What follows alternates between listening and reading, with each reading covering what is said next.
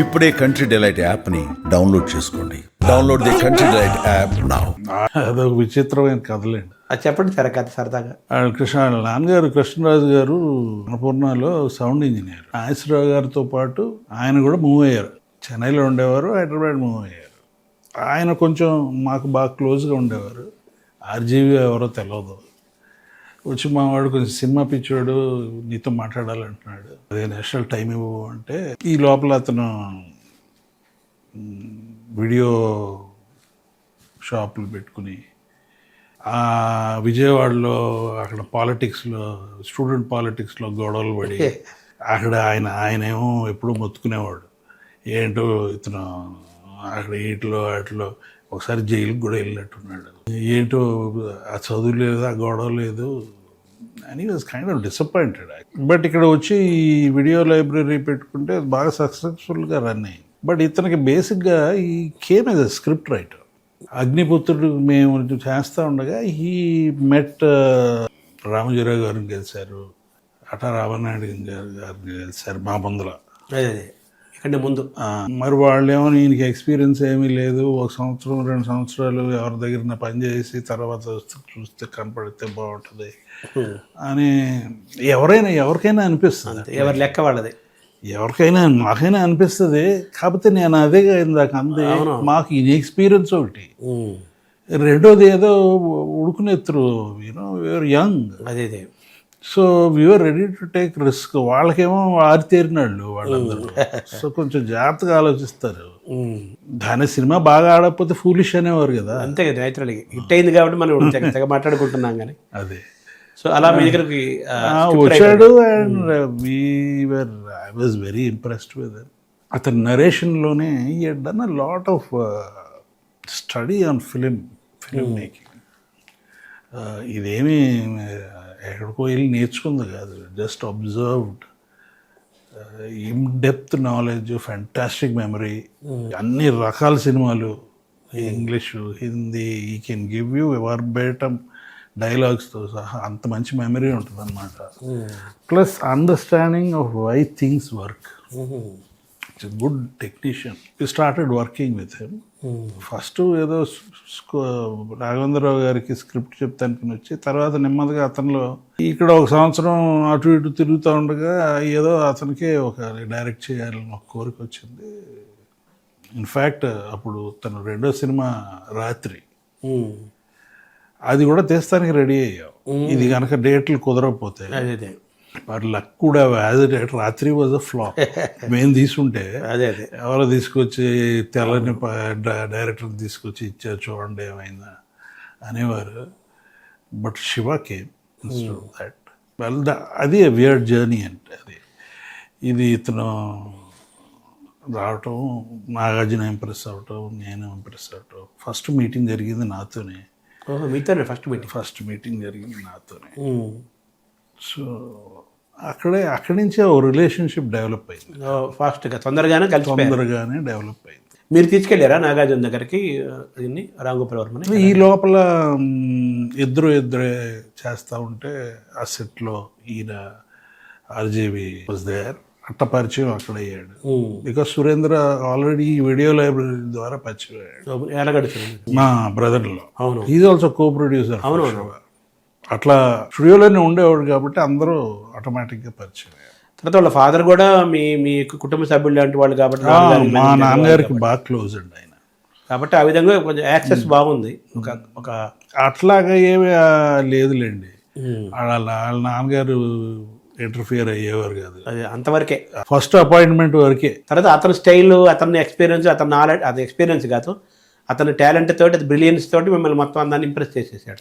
So ఏమైనా interesting incidents ఏమైనా ఉన్నాయి సార్ ఆ షూటింగ్ టైంలో కానీ? ఏముంటాయండి, అన్నీ, ఎవ్రీథింగ్ ఈజ్ ఇంట్రెస్టింగ్. కొత్త స్టడీ క్యాము అనేది వాడతాం.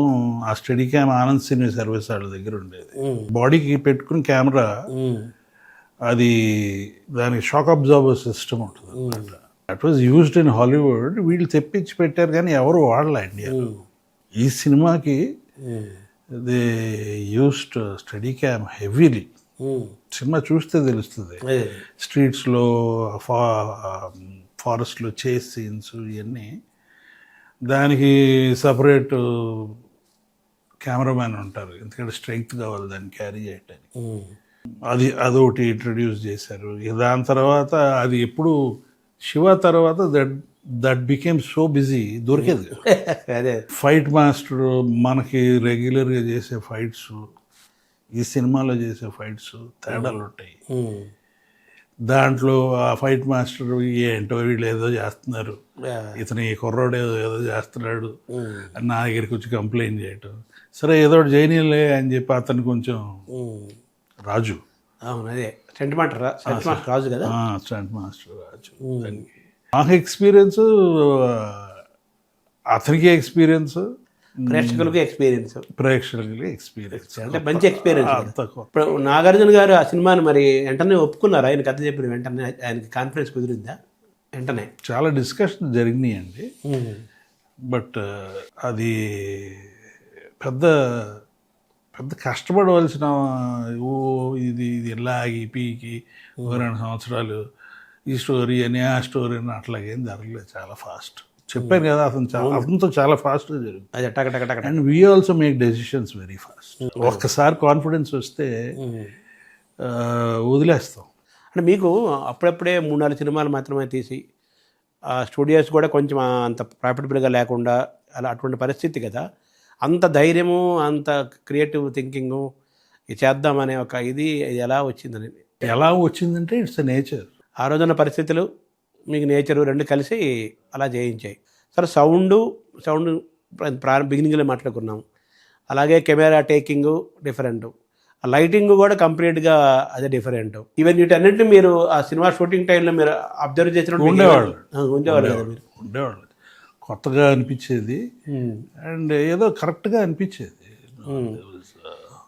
ఎప్పుడు డౌట్లు రావటం కానీ అట్టా అని చెప్పి ఇంత పెద్ద హిట్ అవుతుందని చెప్పి కానీ ఆ గొడవ లేదు ఎప్పుడు. అదే we are making a good film అనే కాన్ఫిడెన్స్ ఉండేది వచ్చేసింది. కానీ అంత పెద్ద ఐకానిక్ సినిమా అవుతుందని ఆ ఫస్ట్ కాపీ చూసిన తర్వాత అర్థమైంది. ఫస్ట్ కాపీ చూడగానే మీకు ఒక కాన్ఫిడెన్స్ వచ్చేసింది. మంచి కాన్ఫిడెన్స్. మీరు ఏదైతే కొంత ఊహించుకున్నారో ఆ ఊహకు తగ్గట్టుగానే వచ్చేసింది, ఇంకా మించే దానికంటే ఎక్కువ వచ్చింది. ఊహకు మించి. నాన్నగారు చూసారా సార్ ఫస్ట్ కాపీ? నాకు గుర్తులేదండి, నేను ఒక్కడే చూసాను. అవునా? నేను ఒక్కడే ఉన్నా థియేటర్. ఇప్పుడు ఈ నాగార్జున గారు, మీరు ఎక్కడ మీ ఎర్రగడ్డ సురేంద్ర గారు ఇంతమంది ఉన్నారు కదా, ఐడియాలజికల్ యూనిఫార్మిటీ కుదిరిందా ఎక్కడైనా? తేడాలే ఉండవండి, ఒకసారి అగ్రి అయితే అగ్రి అంతే. సార్ ఆ టైంలో ఇళయరాజా మ్యూజిక్ డైరెక్షన్, మామూలుగా అయితే పాటలు చేసి ఇచ్చేసే మనిషి ప్రత్యేకంగా శివ కోసం ఎక్స్క్లూజివ్ చేశారని అనిపిస్తుంటుంది కదా. సినిమా బాగుంటే వాళ్ళ ఇన్వాల్వ్మెంట్ ఎక్కువ ఉంటుందండి ఎవరిదైనా. అదే ఇప్పుడు రీ రికార్డింగ్ చేసేటప్పుడు ఈ సినిమా కొత్తగా ఉంది, బాగుంది, దీనికి కొన్ని ఎన్హాన్స్మెంట్ చేయాలి అనేది తెలవకుండా వాళ్ళకే వస్తుంది, ఇన్స్పిరేషన్ వస్తుంది. ఇది ఏదో మామూలుగా ఉందంటే వాళ్ళు కూడా మామూలుగానే ఉంటుంది. అదే సో ఇక ఆయన సంథింగ్ డిఫరెంట్గా ఉంది, సినిమా కొత్తగా ఉంది, మనం కూడా దీన్ని మ్యాక్సిమం ఎన్హాన్స్ చేద్దాము, ఇన్వాల్వ్ అవుదామని ఫీల్ ఫ్యాక్టర్ కలిగింది ఇళయరాజా గారికి కూడా ఈ సినిమా టేకింగ్ టైంలో. నాకు అర్థమైపోయింది. అది ఆయన ఈ హిందీ సినిమా చేసేటప్పుడు ఆయనే చేశారు బ్యాక్గ్రౌండ్ స్కోరు. బాంబేలో చేస్తే ఇంకా బాగుంటుందని చెప్పి మేము అప్పుడు ఆ సినిమా అంతా background score was done in Bombay. లేకపోతే మామూలుగా చెన్నైలో ప్రసాద్ లో చేస్తారు ఇళయరాజా గారు. అప్పుడు ఆ సినిమా కానీ అక్కడికి వెళ్ళారు. అంటే అక్కడ advance technology sir, Hindi Shiva అంటే అక్కడ ఆయనకే తెలవాలి. He insisted. అంటే అక్కడ మ్యూజిషియన్స్ ఎక్కువ మంది ఉంటారు, మోర్ టాలెంటెడ్ అను, లేకపోతే అక్కడ మిక్సింగ్ సిస్టమ్ బెటర్గా ఉంటుందను, మరి నాకు తెలియదు. But he insisted and he had his own team there in Bombay. So Hindi, Tamil, Telugu మూడిట్లో కూడా మన శివ వచ్చింది కదా. హిందీలో ఎలా చూసారు సార్? హిందీలో అప్రిసియేషన్? హిందీలో బాగా ఆడిందండి. కొత్త రకమైన ఫిలిం అని పేరు వచ్చింది. అప్పుడు అది one of the reasons was దాంట్లో హీరోయిన్ చచ్చిపోతుంది హిందీ సినిమాలో. చేంజ్ చేశారు అక్కడ, అది చేంజ్ చేశారు. ఇక్కడ పాజిటివ్ ఎండ్ ఉంటుంది కదా. మళ్ళీ హిందీని కూడా మళ్ళీ రిలీజ్ చేస్తున్నారా? చేస్తాం. లేటర్ ఇది అయిన తర్వాత తెలుగు సినిమాని డబ్ చేసి చేస్తాం. ఇప్పుడు తెలుగు ఏదైతే చేస్తారు జస్ట్ డబ్బింగ్ చేస్తారు హిందీలో డబ్బింగ్ చేసి we are planning to release maybe ఇది అయిన తర్వాత ఇక్కడ ఫుల్గా కాన్సన్ట్రేట్ చేసి పబ్లిసిటీ అవన్నీ సరిగ్గా చేసి తర్వాత అక్కడ చేద్దాం. తమిళ్ ఇప్పుడు అవుతుంది. తమిళ్ అవుతుంది, ప్యారలల్గా అవుతుంది. సో అది కూడా మన అన్నపూర్ణలోనే అవుతుంది. సో తమిళ్, తెలుగు రేపు November 14th రిలీజ్ అవుతాయి. ఏమీ 1-2 రోజులు అక్కడ తేడాలు ఉంటాయి కదా. But same time during similar time అవ్వాలి.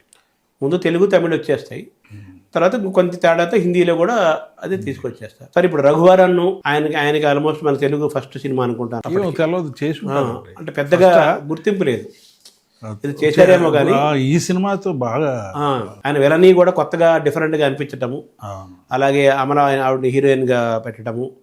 ఎంతమంది అసలు చాలామంది మీరు ఇందాక ప్రారంభ బిగినింగ్ అన్నారు కదా, చాలామంది జేడి చక్రవర్తి అంటే ఇప్పటికీ అతను జేడి అనేది అతని పేరులో భాగం అయిపోయింది. ఉత్తేజు, తెలంగాణ, తనికెళ్ళ భరణి, ఇలాగ ఆ పాత్రలన్నీ 36 ఏళ్ళు అంటే నమ్మబుద్ధి అవ్వట్లేదు. నేను విజయవాడ రాజీవరాజులో చూశాను ఆ సినిమా. ఇప్పటికీ నిన్నగాక మొన్న చూసినట్టు సినిమా లాగానే అనిపిస్తుంది, కానీ 36 ఏళ్ళు అయిందా అని అనిపించినట్టుగా ఆ పాత్రల కంటెదురుగా కనిపిస్తున్నాయి. మీరేమైనా రామ్ గోపాల్ వర్మ ఇచ్చిన సలహాలు కానీ ఏమైనా ఉండేవి సార్ ఆ టైం, ప్రొడక్షన్ టైం? ఉండేయండి. అవి అని చెప్తారా సార్? మేము డిస్కషన్లు జరుగుతూ ఉండే, ఇది కాదు ఇట్లాగైతే ఒక కరెక్ట్ కాదు అని. మెయిన్గా ఉదాహరణగా చెప్పడానికి సైకిల్ చైన్ సీన్ ఉంది కదా, అది వేరేగా తీస్తానని అన్నాడు. ఫుట్బాల్ ఫీల్డ్ మీద వాళ్ళు పరిగెత్తా ఉంటే కాలు అడ్డం పెట్టి నాగార్జున్ని ఈడుగుద్ది ఆడిగుద్ది అట్లా తీస్తామన్నారు. అప్పుడు ఈ విక్రమ్ అప్పుడు ఒక యాక్సిడెంట్ అయింది నాగార్జున్కి, ఏదో లిగమెంట్ టేర్ అయ్యి, సో రన్నింగ్ కరెక్ట్గా అవ్వట్లా, కాలు కొంచెం ఇది ప్రాబ్లం. తీస్తే బాగోదు, ఫుట్బాల్లో ఆ అగ్రెషన్ అది రాదు అని తనకు ఆక్వర్డ్గా కనపడతాడు నాగార్జున అని నేను చాలా ఆర్గ్యుమెంట్ పెట్టాను. అతను ఆర్గ్యూ చేసాడు, లేదు నేను ఎట్ట తీస్తాను, షార్ట్ డివిజన్ ఎట్ట చేసి ఇటు చూపించి అటు చూపించి నేను కన్విన్స్ కాలేదు, అతను కన్విన్స్ కాలేదు. ఫైనల్గా అని చిరాకు పడినట్టున్నాడు. పడి నెక్స్ట్ డే ఈ సీన్తో వచ్చాడు. నేను అది కాదు వేరే రకంగా తీయాలి, this is not the way, this will not work అంటే అప్పుడు ఈ సైకిల్ చైన్ ఆ హోల్ సీక్వెన్స్ నెక్స్ట్ డే చెప్పాడు. 5 secondsలో ఒప్పుకున్నాం. అద్భుతంగా. సో నేను కొంచెం క్రెడిట్ తీసుకోవాలి అది రావడానికి. ముందు చేంజ్ చేయాలన్నా అది వద్దు అన్నారు. అది వద్దు ముందర అది అట్లాగా అక్కడ ఇక్కడ